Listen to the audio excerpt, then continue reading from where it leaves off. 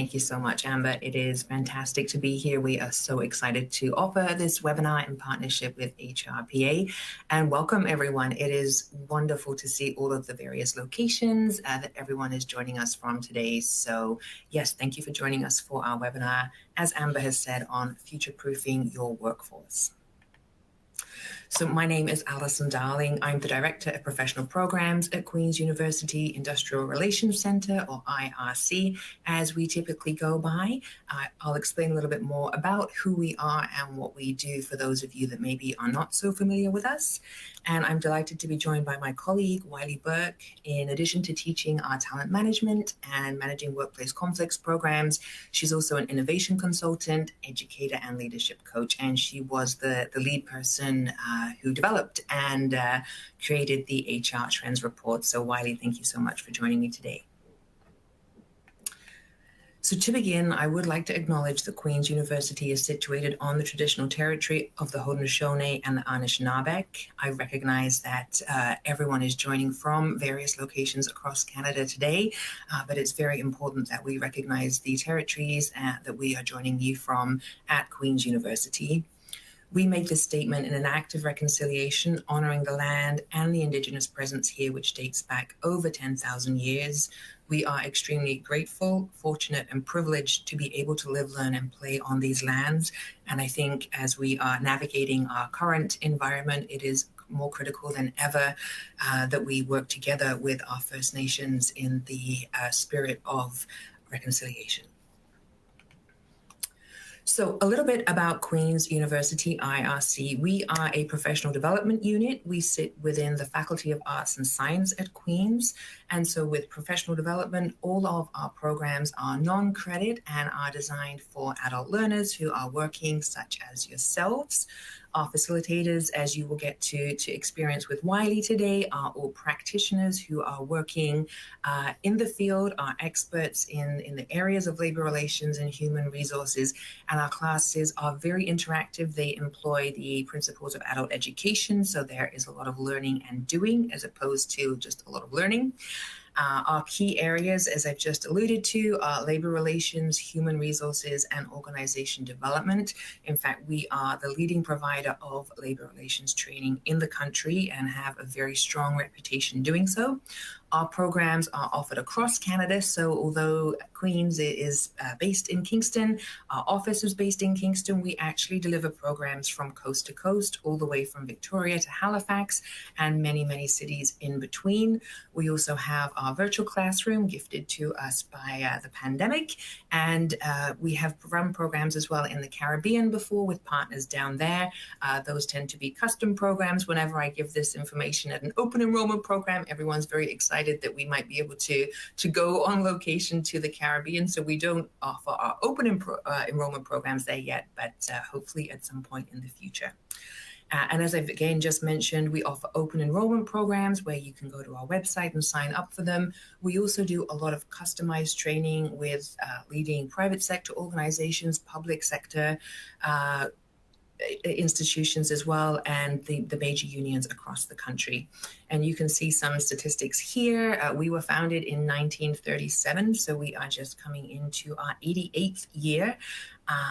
But we have had about 20,000 participants with us since that time.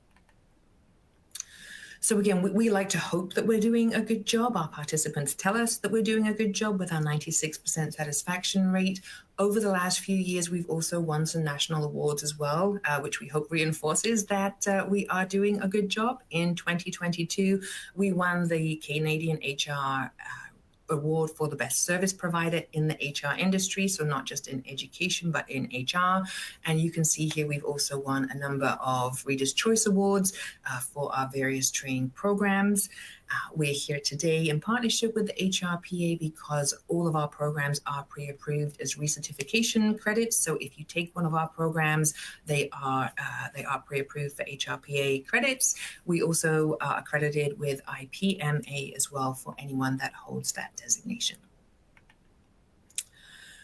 So a little bit on the agenda that we'll be going through today. The main point, the kind of the first half of the presentation will be focused on the HR Trends 2025 report that we put together, why we undertook that, who we surveyed, and importantly, the key findings.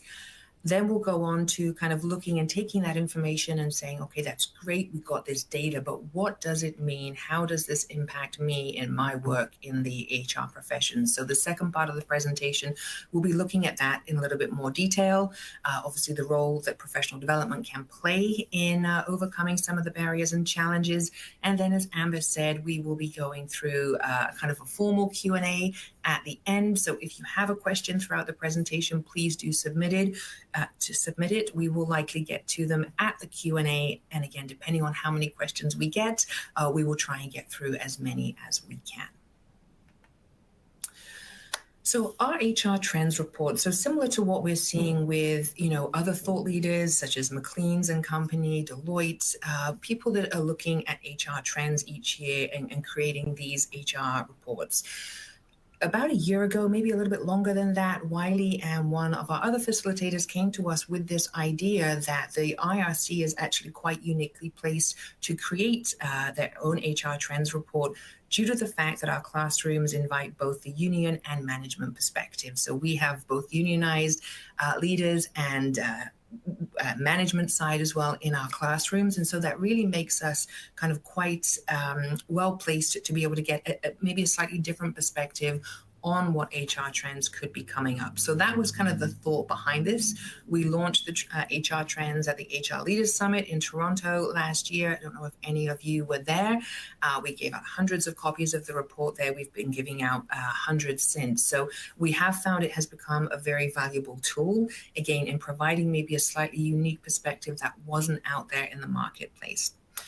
So I'm going to hand things over to Wiley now, who will take us through kind of some of the key findings from the report. And Wiley, over to you. Great. Thank you so much, Allison. Good afternoon and welcome, everyone. I'm thrilled that you took the time today to join us to talk a little bit about the HR trends. And I just want to thank the IRC and the HRPA for including me in this discussion. This has been a really engaging and interesting project that we've been working on. So it's exciting to be able to share some of the insights with all of you. And so to just sort of set some of the context for the discussion today, we wanted to start with a little bit of demographic information. So as Allison mentioned, the survey, we started this last year. So we sent the survey out last summer. And we see the bulk of respondents really coming from the public sector, followed by private sector, not-for-profit, and the quasi-public sector. The other sort of demographic information here that's interesting is just sort of a breakdown of the role distribution. So, when I look at this data, to me, what I see is a pretty even split between sort of, union role versus the management leadership role. The specialist role there is interesting. It's a little hard to unpack, but in my experience, specialist roles typically are technical experts, individual contributors. Those folks would likely be more aligned with unions. So I think it's pretty fair to say that from a response perspective, we're looking at a pretty even split here between management and union. Certainly, if you are interested in diving into more detail on these on the data, reach out to the IRC. We're happy to provide you with any information. But let's dive into some of these insights here. So these are our top HR priorities for 2025. So strengthening organizational culture, diversity, equity, and inclusion, leadership development. And what really strikes me about these priorities is the human-centric nature of these priorities, despite what we're hearing in terms of all of the cuts to DEI initiatives, the rhetoric around their lack of efficacy. Our collective voice is really clear about this work, and that investing in our people, in our culture, in our DEI initiatives and leadership is really fundamental to our success. And so when we think about our organizational culture, right, this is the place where we either thrive at work or not, right? It's a real anchor for us. And we certainly have learned from the last few years without a strong and healthy work culture, right, we all suffer. So we've seen retention issues, we've seen significant issues around turnover, increase in mental health struggles. And so overall, the performance really suffers. And so how do we create really healthy organizational cultures? We do that by investing in our DEI initiatives and leadership development, right? So again, thinking about all of the sort of rhetoric we're hearing in the news coming out of Meta and X, who have cut DEI teams and funding, right? There are other organizations that are doubling down on their DEI initiatives. So really reach out and look at some of the research coming out of Delta Airlines, Wells Fargo, Unilever. These are all examples of organizations who are really investing in measurable DEI outcomes. So what I will say here is this, the human-centered work is really complex, right? And it can feel really draining, and it's going to take time. So we all have to stay really open to the process of learning and discovering, what's working and what's not working. And where are we effective in terms of our measurement, right? Do we have effectively aligned measurement strategies against some of these DEI initiatives so that we can understand where we might be hitting those fracture points, where we need to invest more energy? So stick with it, right? And as I said, keep looking at the organizations who are the thought leaders in the space to help give you ideas around how do you integrate that thought leadership into your organizations. The other thing I'll say here in terms of leadership development, so we really need courageous leaders right now, right? And we need courageous leaders who can balance organizational acumen with a people-centered approach. And what do I mean by organizational acumen? I'm talking about its strategic awareness, structural insights, so those decision-making protocols in your organization, excuse me, work processes. So we're talking about the structures that shape accountability and workflow, right? So that's your organizational acumen. We need to see those skills coming from our leaders.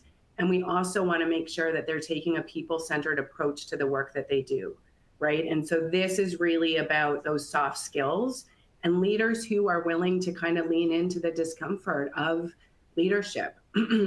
Whenever I go, excuse me, you can hear that I am just recovering from a cold, so I'm a little bit hoarse. But I say in the classroom all the time, leaders right now, like to be in the leadership space, it's not for the faint of heart.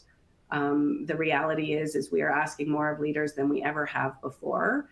And so, you have to be really intentional about your leadership and really willing to do some of that self-discovery work. So your social and emotional intelligence, you're focusing on building stronger relationships and taking the initiative, right, to build your own development plans. But the other thing that I would say is that organizations that I've worked with have really struggled to align their leadership development strategies with their organizational outcomes, right? And so you really want to be intentional about how you're building those leadership development programs. How are you measuring those programs? What skills do you need your leaders to be developing, and how are you supporting them on that journey? So just a couple of thoughts there. But again, just to sort of loop back here, I think the thing that really does strike me is that the focus still remains on sort of the people and the human side of work. So when we move over here to our next slide, these are our top people successes.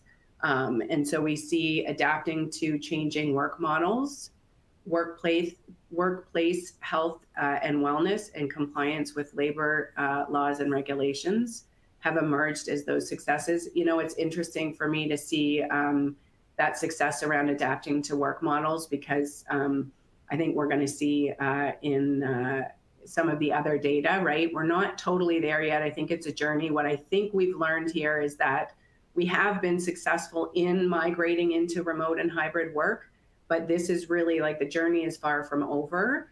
Really being able to integrate this and build in that sort of business continuity, transparency, and leaders are still really struggling to figure out how do we lead in these sort of remote, dispersed work environments. So there's still some work to be done there. And no surprise, really, to see the workplace health and wellness show up here. And what I mean by that is I think there's been a lot of work that organizations have done to really build out more robust and effective workplace health and wellness programs for their people, right? So a stronger focus on mental and emotional health and wellness, things like financial well-being, and really personalizing some of these programs so that folks can really, figure out what they need. So there's definitely been some attention and focus there. I think, again, the work to integrate them more holistically across our organization and measuring the effectiveness of those programs will be really important. And again, compliance with labor laws and regulations, no surprise here, given the amount of change that sort of happened over the last few years, and organizations really needing to be compliant with some of those changes. Some interesting notes here around those changes. We're seeing AI showing up here a little bit more. So as of January 2026, organizations who use AI in any of their sort of recruitment processes are required to disclose that information. So it is sort of interesting to see how technology and some of these changes that we see in our organizations are influencing our labor laws. Okay, so let's move into our challenges here. So our top 3 challenges were around talent attraction and retention, employee engagement and morale, and succession planning and development. So the one thing that's really interesting for me too is as we look at other HR trends reports, that our talent and recruitment strategies over the last 5 years have sat in the #1 place of sort of priority for organizations. This is the first year we're actually seeing movement there. So it's curious to know why that is the case. Is that because we have developed really great, talent and recruitment strategies? Is it because there are other priorities that are sort of pushing it out of that #1 spot?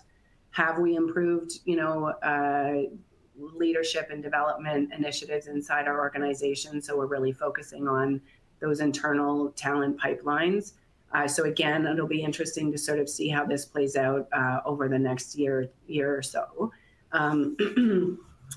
And I want to actually take a minute to jump down to the third piece there around succession planning and development.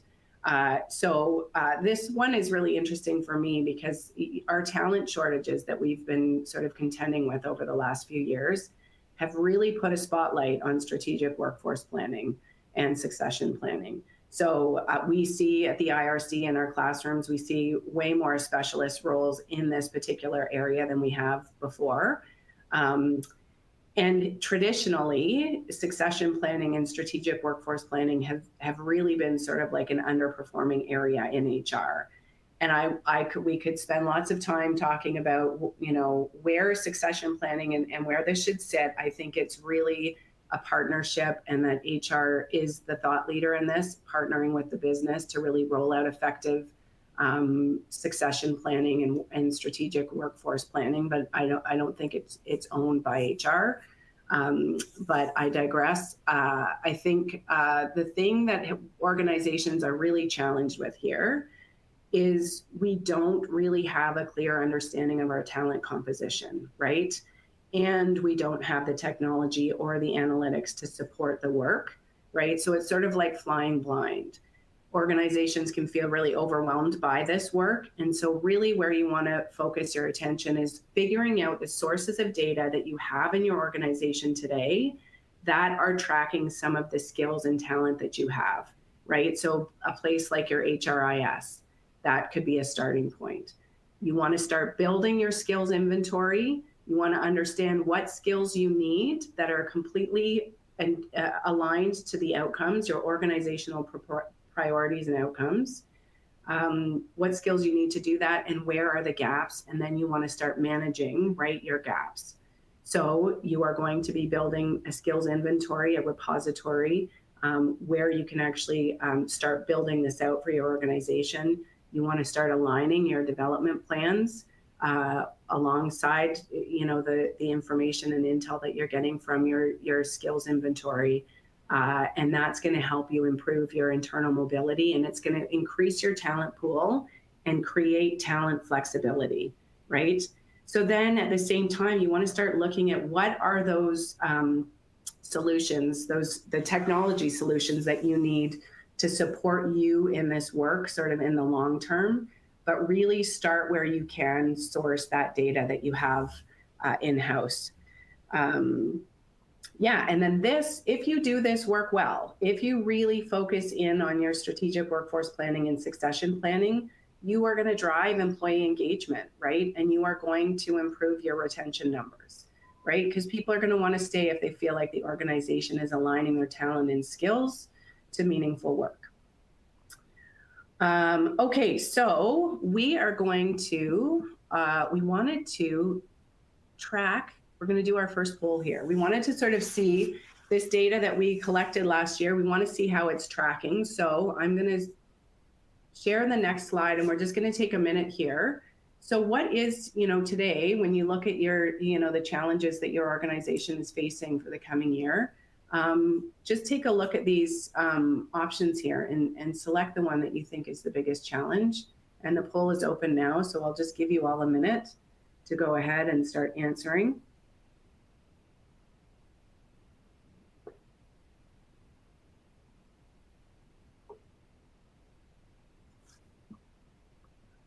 All right. Okay, so we see employee engagement emerging, succession planning, lack of resources, people and/or budget. All right, so I'll just give that another few minutes here, or another 20 seconds. We'll see if that changes. Okay. Okay, good. So again, thinking about those engagement strategies and how are you focusing your energies and attention on things like your DEI strategies, making sure you're developing the right skills for your leaders to be able to create the kind of environment where your people can thrive, right? Where their talents are being unleashed. So you're focused on leadership development, also succession planning, and figuring out where your talent sits in your organization and what great talent you have and how you unleash all of that talent and align it to your organizational priorities. Okay, so this slide, when I look at this, I see organizational stuckness. So I think the story here is really, really interesting, right? So when we look and see the resistance to change, both from leadership and from employees, right? That becomes our number one barrier. At the same time, we see, barriers around, the lack of HR resources, outdated technology and systems, insufficient HR data and analytics, and lack of HR expertise. So for me, those things are structural issues that exist inside your organization. And those issues play out relationally, right? And that's where we start to see the data coming through around this resistance to change.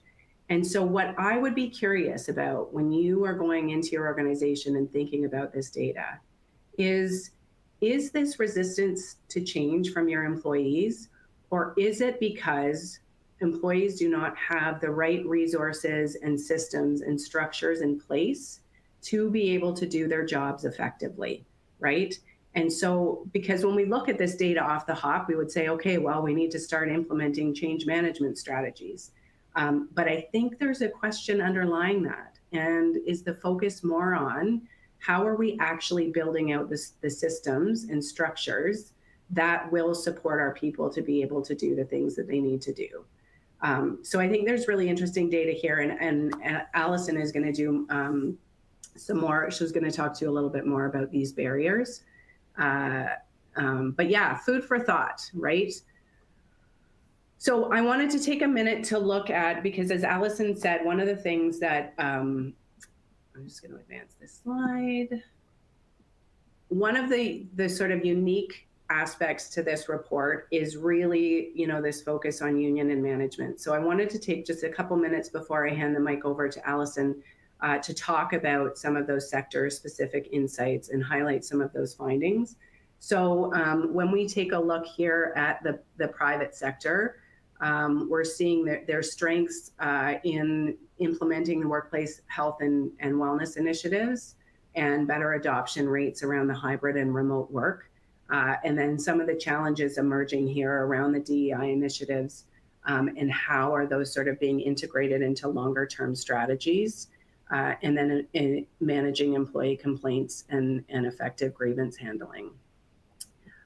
So I think what you want to focus in on here again is really when we're looking at those DEI initiatives, looking at your measurement strategies. Do you have effective measurement strategies to understand where you might be falling short on those initiatives and really be clear and focused on where you want to start addressing those roadblocks and prioritizing sort of your higher risk areas there.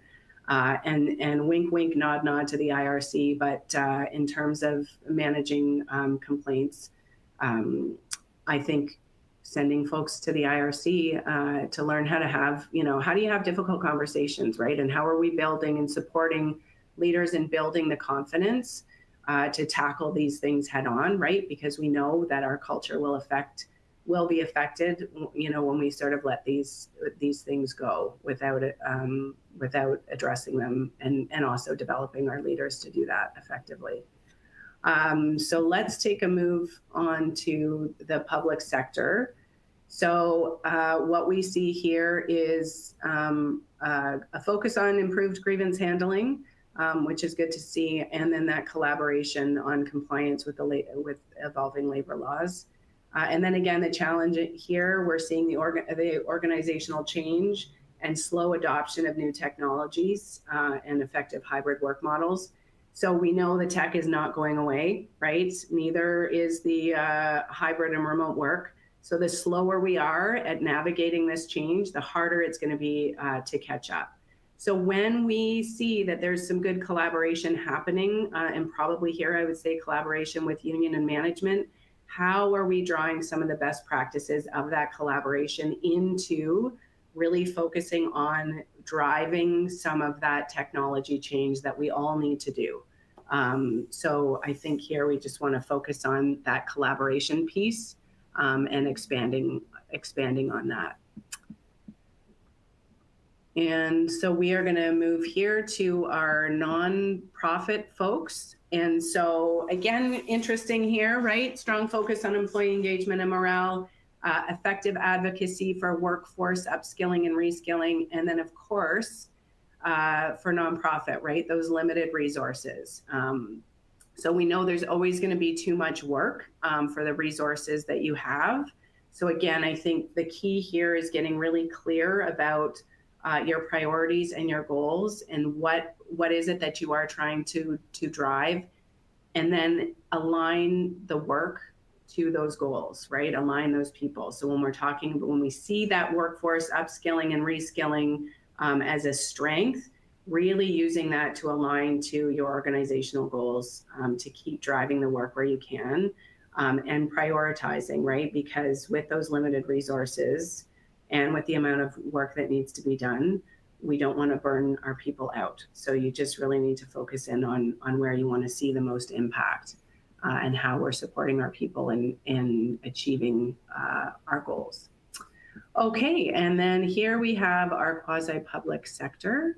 And so we see here the improved leadership programs, success in aligning organizational goals with employee needs, and then the challenges around retention and succession planning and difficulty navigating hybrid work.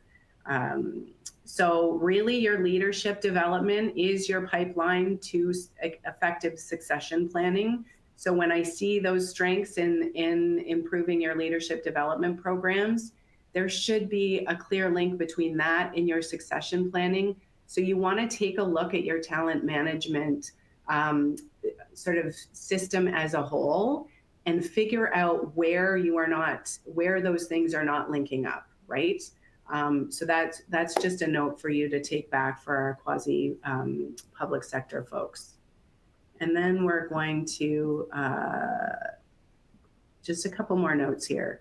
So I think overall, what I would say for our unionized folks out there, the biggest thing that you want to be focused in on is, you know, when we're talking about the resistance to change and the adoption of that technology, that's where you want to be focusing your energy, expanding on your collaboration efforts, right, between union and management, and figuring out how are you building that trust, right? What do you need to be doing to diagnose those trust issues and then actually address them and move forward. But again, we need to figure out this technology issue because it's not going away. So you've got to have those conversations, right? And we've got to start moving the needle.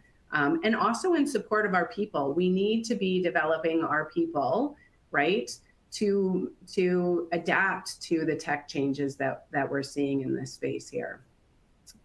And here we've got our private sector. So my red flag here is all about cultural issues, right?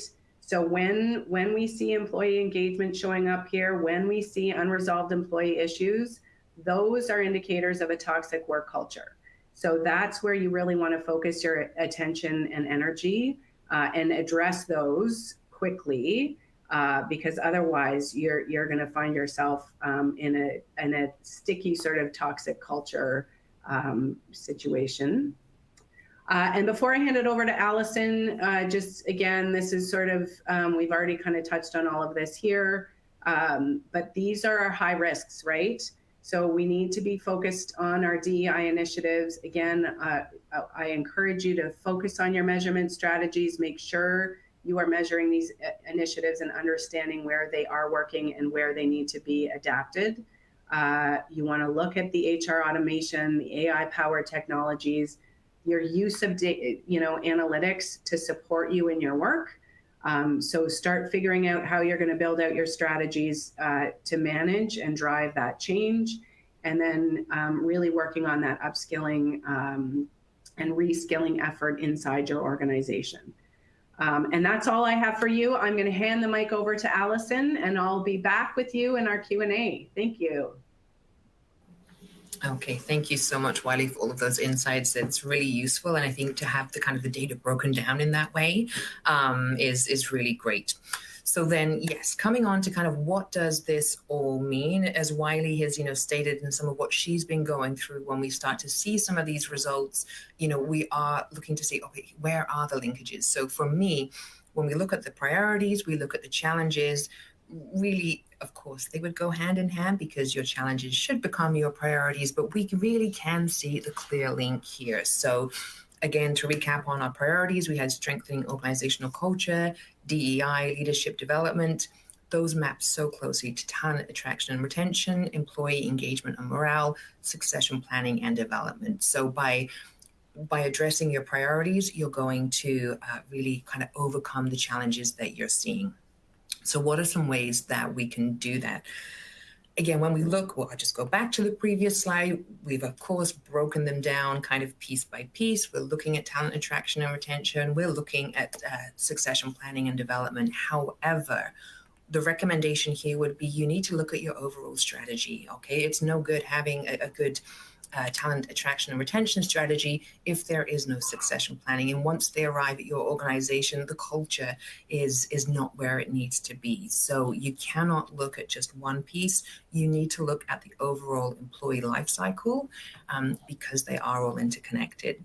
Again, go back to your organization's mission, vision, and values. This is going to be different, even if you're in the same sector. For each of your organizations, it is going to be different. What is important to your organization, and how can you embed that in your culture? One story that kind of always stands out to me here when I think about this is JFK, not our most recent FK, who is taking up some of the news these days, but JFK back in the 1960s, I believe it was, he went to NASA. He went to visit NASA and was speaking to a variety of people there. He spoke to one of the janitors, and he said to the janitor, "And what is it that you do here?" And he said, "I help put people on the moon." And to me, that is always such a great story when you're talking about culture. He understood that his role in keeping the facility clean impacted their end goal, which was to get people on the moon. So again, it'll be different for each of our organizations, but what is critically important to you, and how do you ensure that that is present in your culture? Again, as the last few years have shown us, even I think so far this year, before we used to be able to set a strategy, maybe 3-5 years out, maybe a little bit longer. We still need to do that strategic planning, but we need to make sure that our plans, any plans we have in place, are flexible enough to adapt to the unexpected. I think it was McLean & Company that recently said, plan for your worst case scenario and work backwards from there. So get your plan in place, but you need to make sure that you're aware of any risks, of any kind of obstacles that could come up, and make sure that you've planned for those appropriately. And again, we've really seen, I would say, the position of HR change over the past few years. As an organization, our organizations are focused on culture and what the employee experience is like. So I think the HR voice has become far more elevated, which is wonderful. But with that, as HR professionals, own the voice, own the strategy at the table when you go there. What you bring to the table, what you can advise upon, is critically important to the overall success of your organizations. So again, coming back to the barriers, and I know that Wiley, you did a phenomenal job of kind of going through and showing the interconnectedness of these pieces. And again, yes, I come and look at this and I'm like, wonderful. We have these 6 different areas. If we exclude other, where is the linkages? Where do pieces kind of automatically almost fit together? And so the 2 that stood out to me, first of all, are a lack of HR resources and outdated HR technology and systems. These 2 seem to go together fairly well. Again, HR resources is not just our physical resources, it's of course people as well, but I think there is a good correlation here between the 2, so these should be pieces we should look to solve together.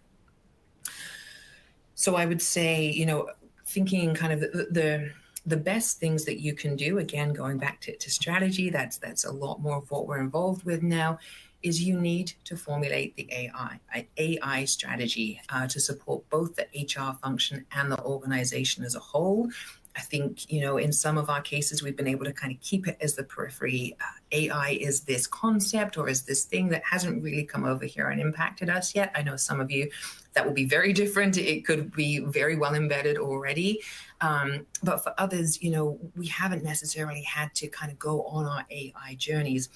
That time is here. We've already seen this year how fast AI has become a priority for politics, for businesses around the world. So it is here, and we need to act now. And it's very important that HR is kind of the leader in the organization there. So when we're looking at limited resources, there are open resources, there are free resources versus paid. So what can you tap into that, again, is not going to cost a lot of money, but that you can implement? As with anything, you need to project plan this out. The longer we kind of leave something as a big scary concept, the more difficult it is to actually get into. That's what you need to do.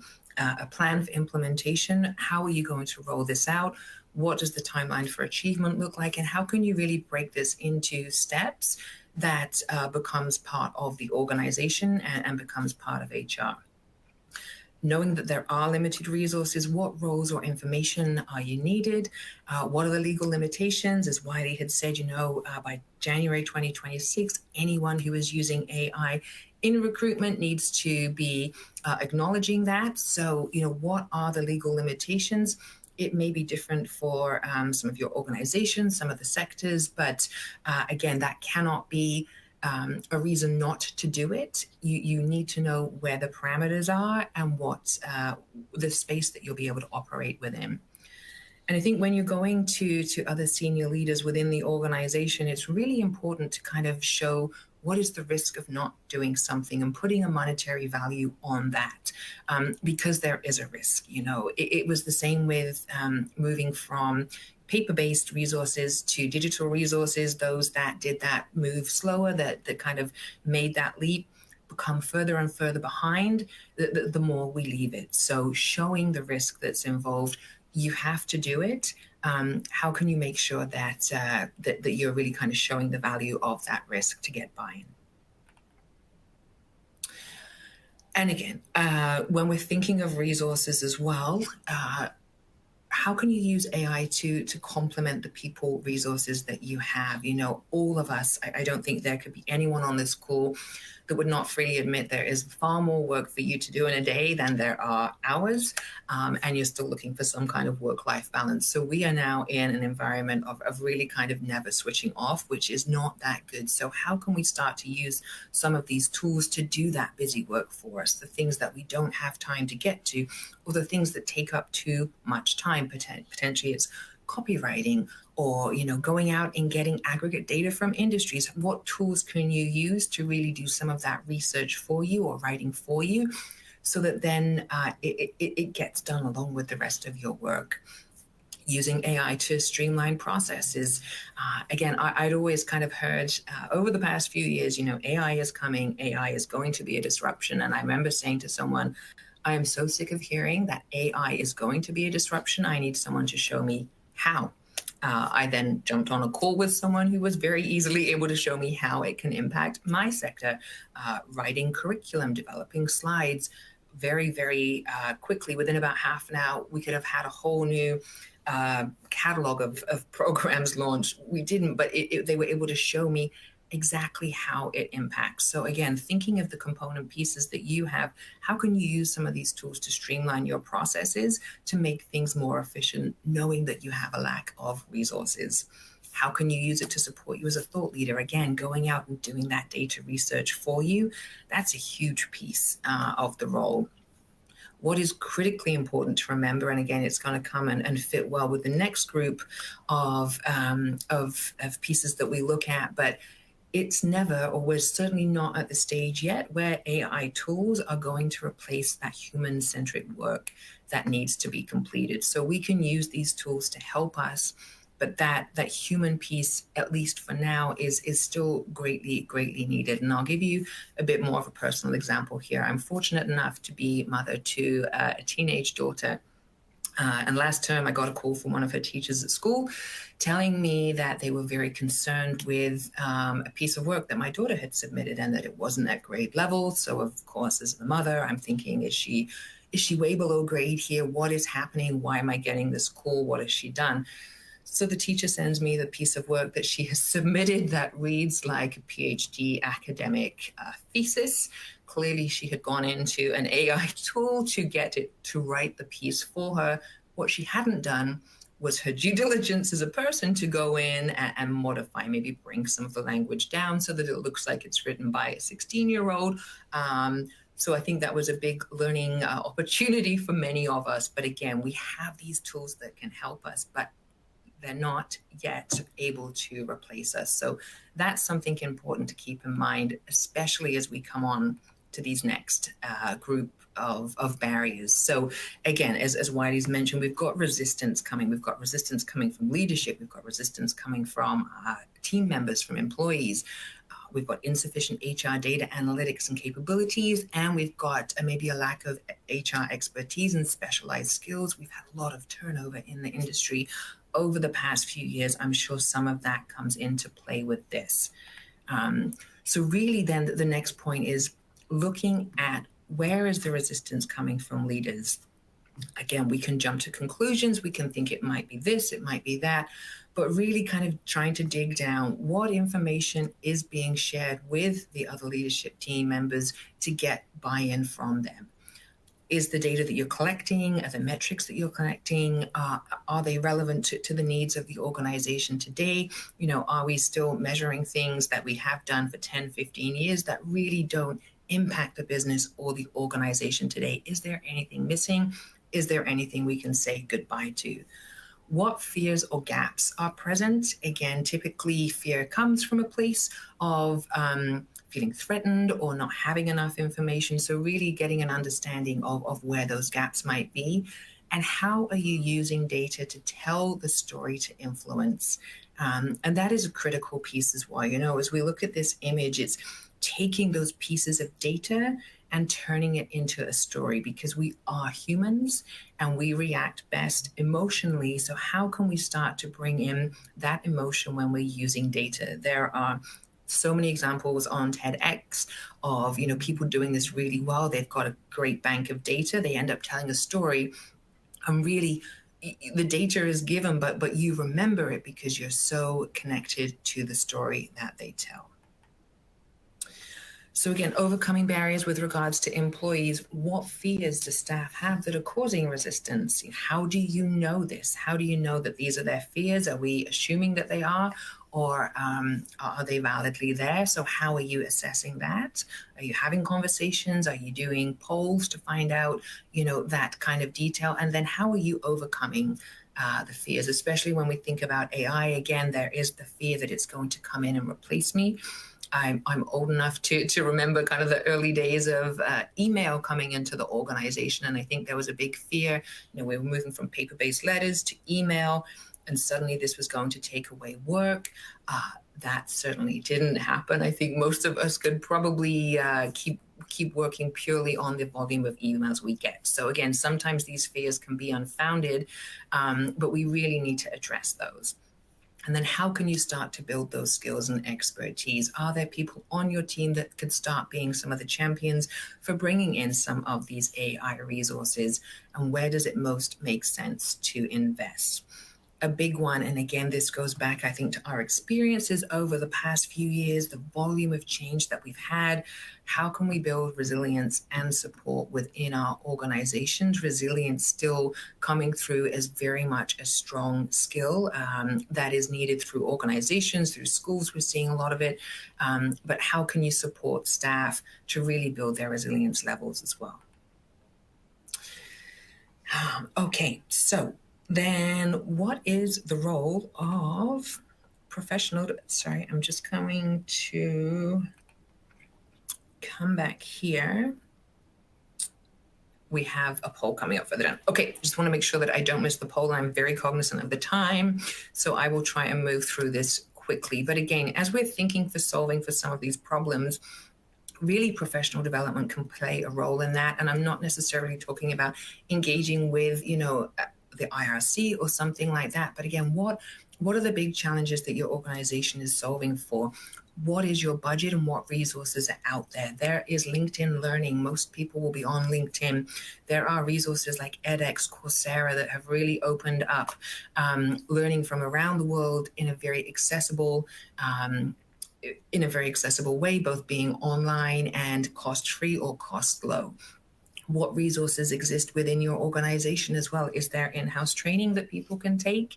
But really focusing what can make the biggest impact, both in terms of return on investment. And again, sometimes it really does come down to those easy wins and people pleasing. That can help build the culture as well if you're able to do it in not a cost prohibitive way.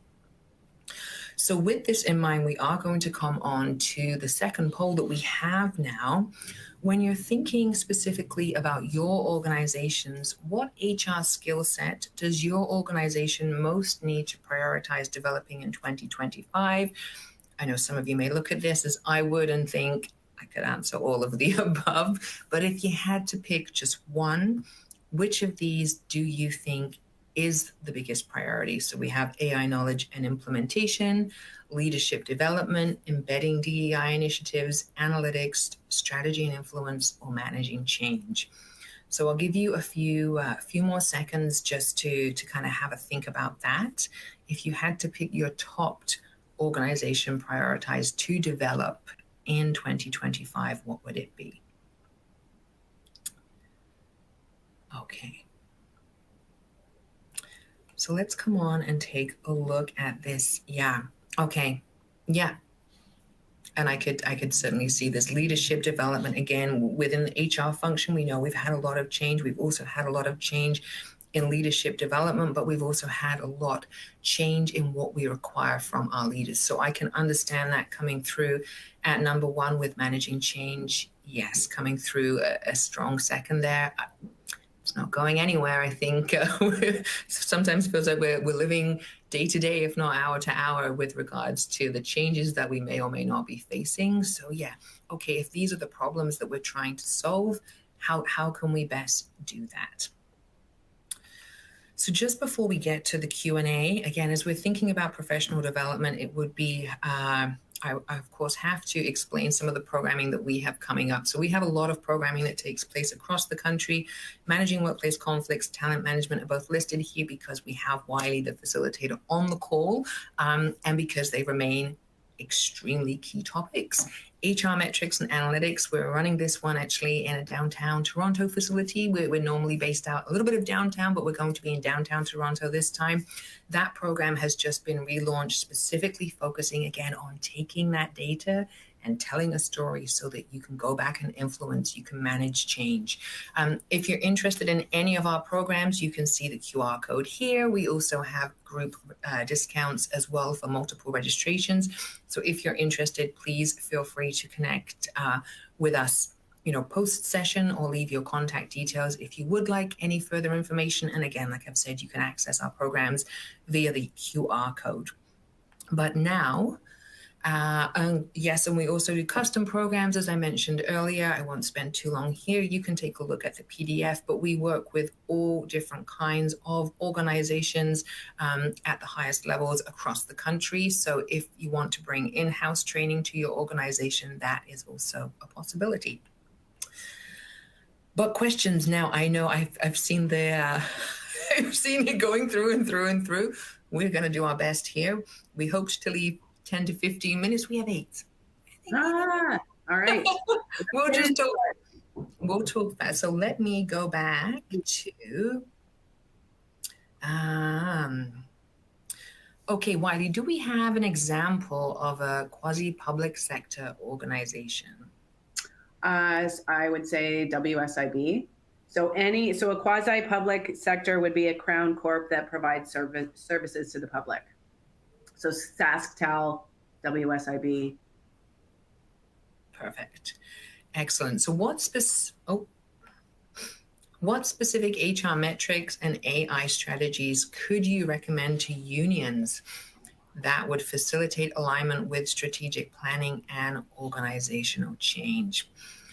Yeah, and I'll kind of take maybe the first part of this way. I don't know that I'm going to say specific HR metrics and AI strategies, but what I think is more critical here from your question, when we're looking at strategic planning and organizational change, if you're leading in a unionized environment, you're going to want to make sure that what you're doing really is supporting what is happening on the management side as well. So I would say where you can work in partnership, when we're very fortunate with our classrooms, we're bringing union and management perspective together. We're not pro or anti-union, we're not pro or anti-management.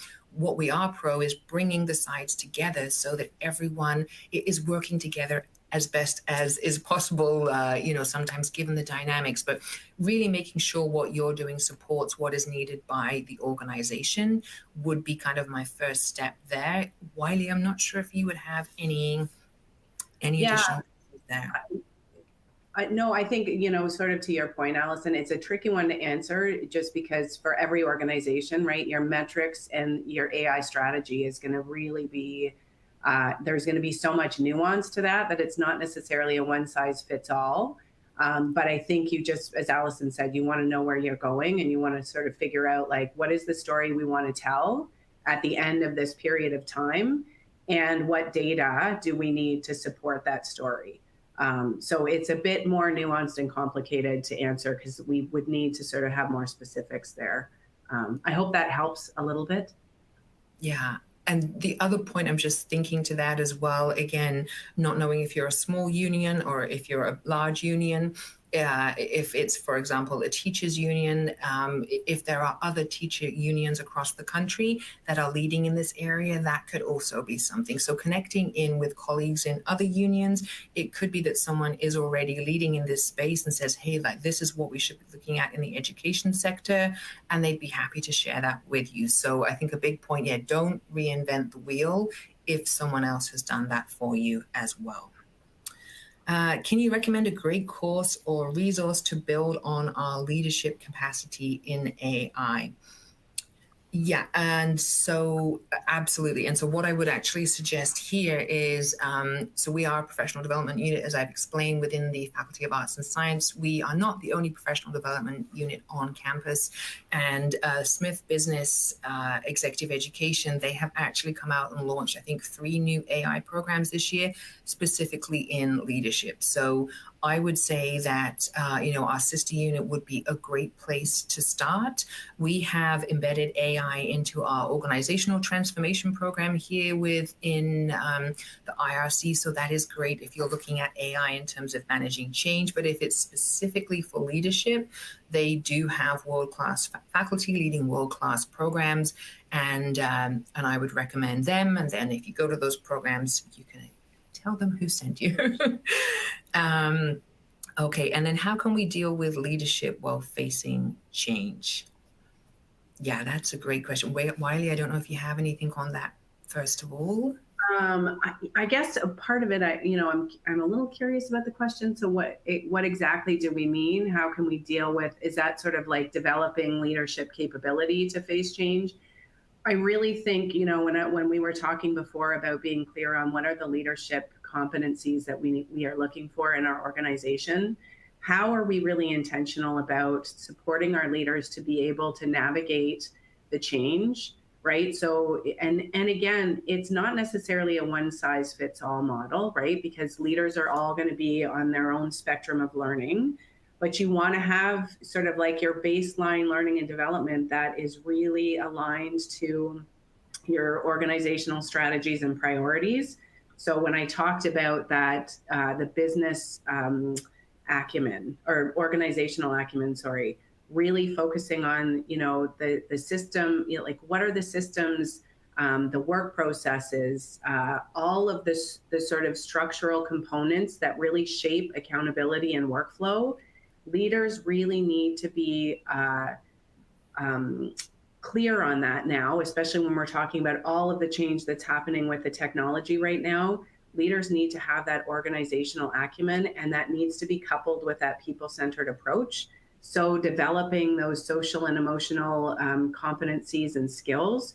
So I think it's a combination of things, and also just confidence in being able to ask the difficult questions. So yeah. So I hope that answers your question. I'm not entirely sure. And Allison, if you want to add anything to that. I think that's good, just given the time that we're at. And I'm thinking I'm going to try and get into another, at least one question if we can. And I know there are so many more coming through. So if it is okay with you, we are happy to come out and kind of address the questions afterwards as best we can. But one question here is, what are trending AI tools used by HR? And so I think, as Wiley had kind of mentioned earlier in the presentation, some of the organizations that are doing it well, there's Delta Airlines, Amazon, Google, IBM, Unilever, they are using AI within their HR function. And so those would be good organizations to go and look at. Using any of the kind of the free source AI tools can support you in what you're doing. The volume of data going in now, it can go in and kind of, if you want a job description on something, or if you needed data on something, it can do that. If these organizations are using kind of specific tools outside of that specifically for HR, those would be a good place to start. But you can certainly start experimenting on some of the free opportunities that are out there. Can I chime in? I've got one more just to add. Check out Josh Burson. He's developed a tool called Galileo that's specific for HR professionals. So that would be another tool that you could benefit from, or certainly research. I'm going to go away with Bohemian Rhapsody in my head now after hearing that. So maybe a good place to stop before we start singing. So for those of you maybe that haven't had a chance to download the Trends Report yet, you can do so using this QR code here. So please go in and get that if you think it could be of use to you. If you have any questions, please do not hesitate to stay in contact with us. We are on most of the social media channels. You can see here as well, we have thought leadership. So we are continuously writing new articles. Our facilitators, other kind of within our ecosystem are continuing to write thought leadership articles. So we have those out on our website as resources to you. It can be really great as well to kind of go and see some of the current research and thought leadership in this area. So it just leaves me to say thank you so much. Thank you, Wiley, for all that you have done on the HR Trends report. It has been fabulous. I've really enjoyed this presentation with you as well. Thank you to Amber and HRPA as well for your partnership here. And thank you to everyone for attending today, to staying with us for the hour. So I hope that the rest of your days are wonderful and that it's not too cold or snowy where you are. And yeah, we hope to potentially see you in one of our classrooms soon. All the best. Thanks, everyone. Bye.